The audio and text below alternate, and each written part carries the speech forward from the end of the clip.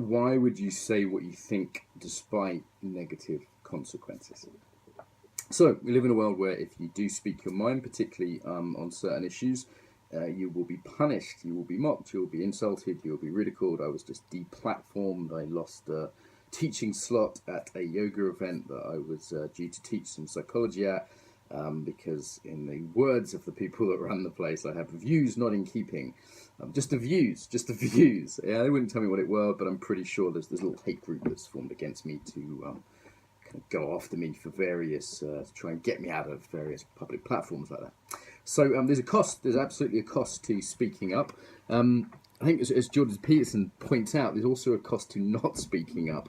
So for me, the psychological cost of not speaking up has always been quite obvious. I see this too when I work gay community in Moscow, where I work quite a lot. And you see that it's really because there, there's genuinely sort of life-threatening kind of stuff.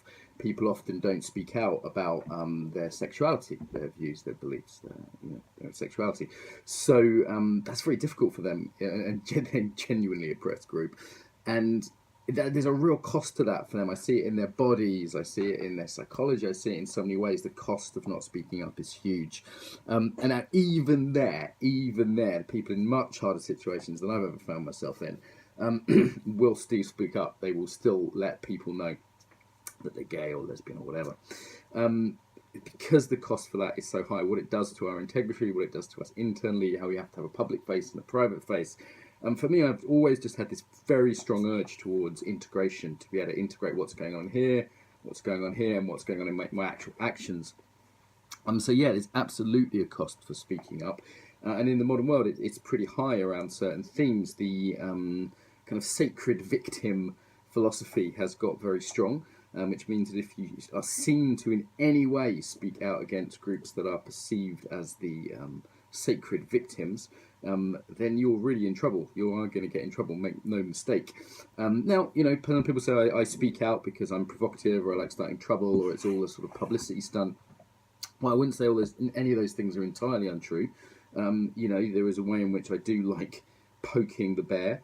There is a way in which it can be useful for putting myself out there, no doubt about that.